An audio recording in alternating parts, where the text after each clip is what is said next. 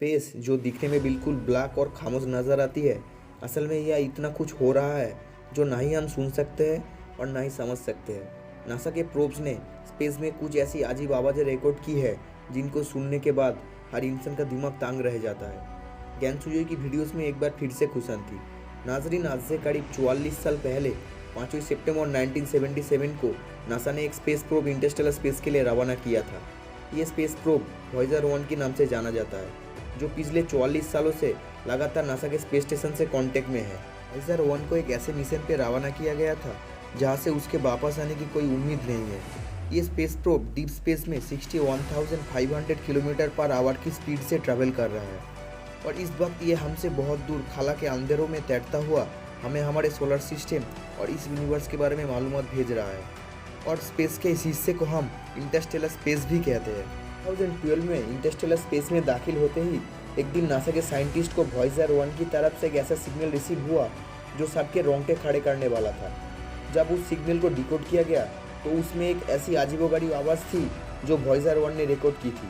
हमारे दुनिया से करोड़ों किलोमीटर दूर स्पेस की गहराइयों में वो क्या चीज़ थी जिसकी आवाज़ ने साइंसदानों के रोंगटे खड़े कर दिए थे।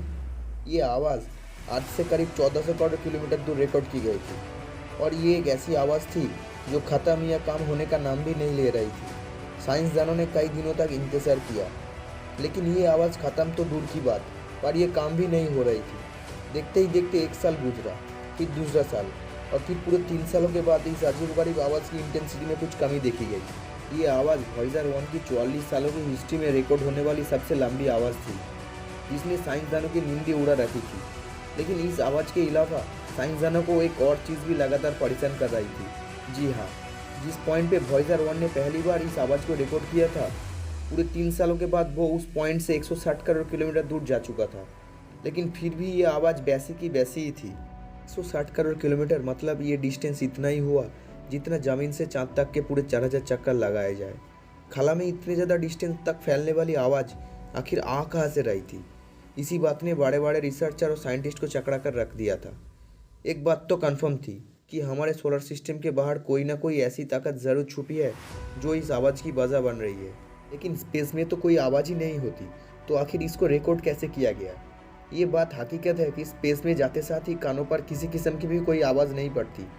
अगर स्पेस में वॉक के दौरान एस्ट्रोनॉट के बिल्कुल बराबर में कोई धमाका ही क्यों ना हो जाए, वो धमाका दिखेगा तो सही, लेकिन उसकी आवाज़ कानों तक नहीं पहुंच सकेगी। आवाज़ जिसको हमारे कानों तक पहुंचने के लिए हवा और एटमॉस्फेयर की ज़रूरत होती है, ये दोनों चीज़ें स्पेस में मौजूद नहीं है। इसी वजह से स्पेस में किसी किस्म की आवाज़ ट्रैवल नहीं कर सकती। स्पेस में साउंड वेव तो ट्रैवल नहीं कर सकती, लेकिन इलेक्ट्रोमैग्नेटिक वेव स्पेस में बआसानी ट्रैवल करती है। बेशक हमारे कान इन वेव को नहीं सुन सकते, लेकिन वॉयेजर 1 ने इन वेव को रिकॉर्ड करके हमें अर्थ तक भेजा ताकि हम इनको डिकोड करके सुन सकें। यही वो अनोखी आवाज़ थी जो वॉयेजर 1 ने इंटरस्टेलर स्पेस से भेजी थी।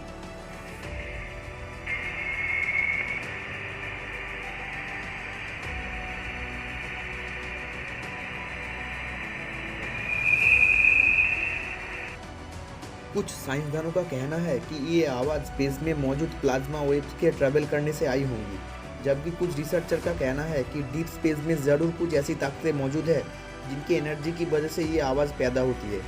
वो कौन सी ताकतें हैं, उनकी एनर्जी आवाज़ क्यों रिलीज़ करती है, ये सोचने, समझने और जानने की काबिलियत हम इंसान के पास अभी तक मौजूद नहीं है। वॉयेजर 1 अपने एंटेना से ये वेव कैप्चर करके उनको रेडियो सिग्नल में कन्वर्ट करता है और फिर अर्थ की तरफ ट्रांसमिट कर देता है।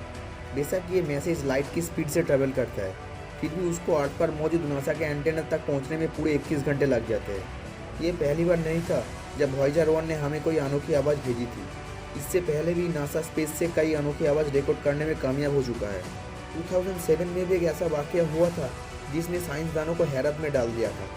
रिसर्चर को स्पेस में कुछ ऐसे सिग्नल मिले जो किसी भी तरह से नॉर्मल नहीं थे। खामोशी के आलम में कुछ ऐसी आवाज़ें आने लगी जो आधे आधे सेकंड में ही गायब हो जाती थी। ये आवाज़ें सुनकर ऐसा लग रहा था कि शायद कोई एलियन वारशिप लेज़र बीम से वॉयेजर पर हमला करने की कोशिश कर रहा है। रिकॉर्ड होने वाली ये आवाज़ें, जिनको फास्ट रेडियो बर्स्ट कहा जाता है, कुछ ऐसी थी।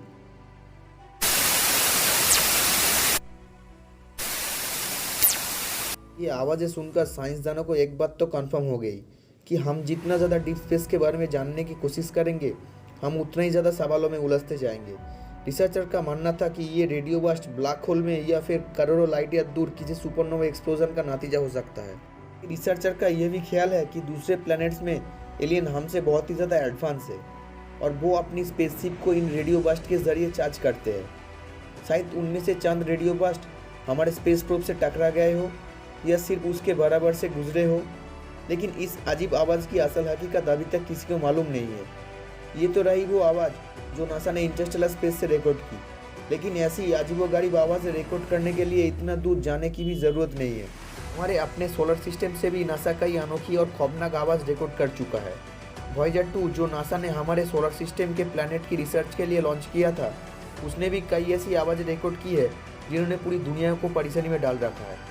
ये है जुपिटर का चाँद जो गैनीमेड के नाम से जाना जाता है, और ये है उसकी आवाज़ जो वाकई आपके रोंगटे खड़े करने वाली है।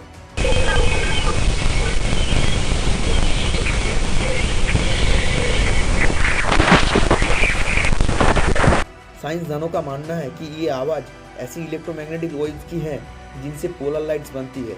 जिस तरह अर्थ के कई हिस्सों में आसमान पर पोलर लाइट्स नज़र आती है, इसी तरह सैटर्न, जुपिटर और गैनीमेड में भी पोलर लाइट्स बनती है।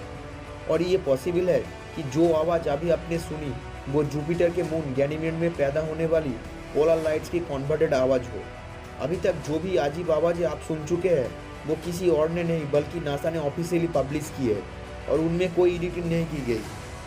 सैटर्न जो हमारे सोलर सिस्टम का ही एक प्लैनेट है, नासा ने यहाँ से भी कुछ अजीब आवाज़ रिकॉर्ड की है।